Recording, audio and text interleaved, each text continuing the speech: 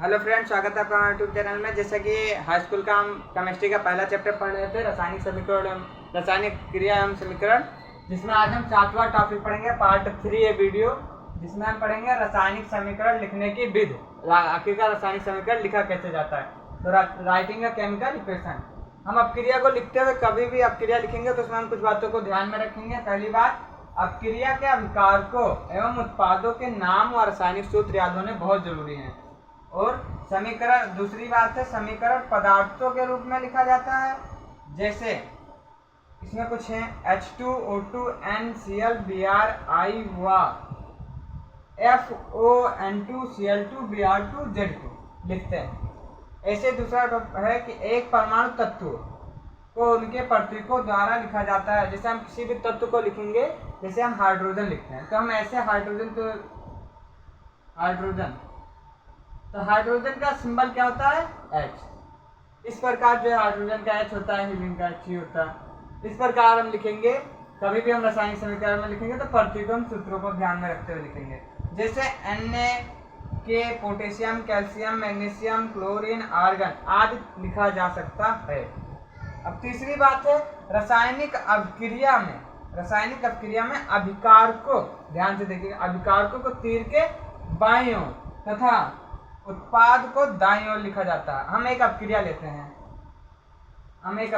इसे हम बता देंगे। एक अपक्रिया लेते हैं, जैसे मैंने पहली अपक्रिया ली Ca+O2 गिव्स आउट CaO, क्योंकि इस पे माइनस चार्ज होता है, इस पे +2 चार्ज होता है, इसलिए दोनों बराबर हो जाएंगे।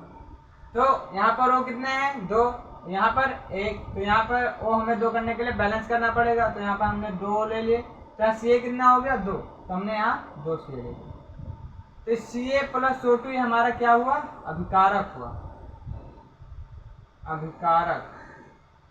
तथा 2CaO उत्पाद हुआ। इस तीर के बाईं ओर अभिकारक लिखा है तथा दाईं ओर उत्पाद लिखा है। अब हम कुछ उदाहरण देखेंगे, देखते हैं कि आखिरकार उदाहरण देखेंगे समीकरण लिखने के लिए। तो समीकरण लिखने से पहले हम कुछ पदार्थ लिखे हैं, पदार्थों के नाम देख लें। यहाँ पे हमने अमोनिया लिखा है, हाइड्रोक्लोराइड लिखा है, कार्बन लिखा है, ऑक्सीजन लिखा है, हाइड्रोजन, क्लोरीन, मैग्नीशियम।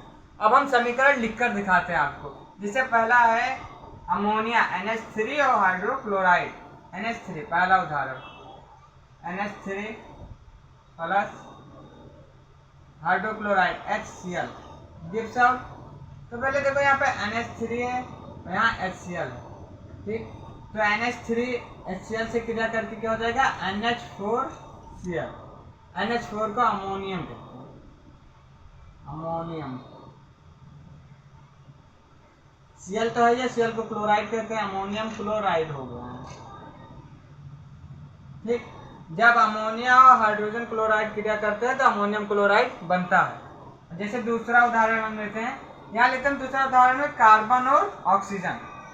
कार्बन ले लिया और ऑक्सीजन ले लिया। जब कार्बन और ऑक्सीजन आपस में क्रिया करते हैं तो CO2 बनता है, जिसे कहते हैं कार्बन डाइऑक्साइड, कार्बन डाइऑक्साइड।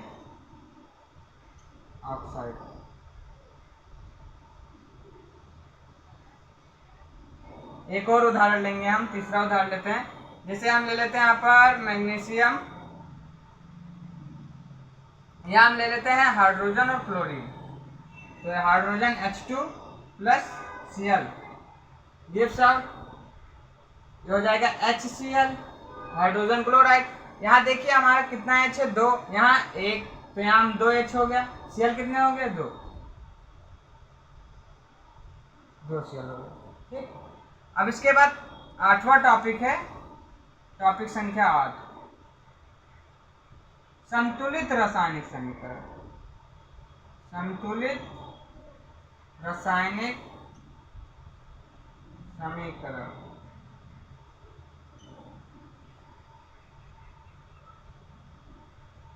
संतुलित रासायनिक समीकरण किसे कहते हैं? प्रत्येक तत्वों के परमाणु की संख्या समान हो तो उसे संतुलित रासायनिक समीकरण कहते हैं। लिख देते हैं हम, प्रत्येक तत्वों के परमाणु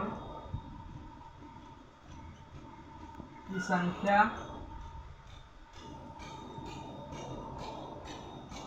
बराबर हो तो संतुलित रासायनिक समीकरण कहते हैं। अब यहीं पर उदाहरण में हम देख लेते हैं कि आखिरकार संतुलित रासायनिक समीकरण कहते हैं किसे। नया उदाहरण लेते हैं हम एक और, जैसे हम एक उदाहरण लेते हैं NaCl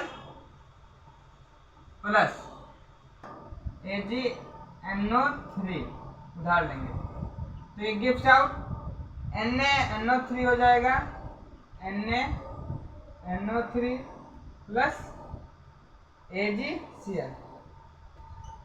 हम समझ के आ रहे हैं संतुलित रासायनिक समीकरण। संतुलित का मतलब हो जाएगा प्रत्येक तत्वों के परमाणु की संख्या समान हो। जहाँ पर देखेंगे Na कितना है, Na 1 है, यहाँ Na 1 है, NO3 1 है, NO3 1 है, तो ये हमारा बराबर है, NO3 बराबर है, ये बराबर है, Cl 1 है, Ag 1 है, AgCl 1 1 है, तो इसका मतलब ये हमारा समीकरण जो है ये संतुलित है।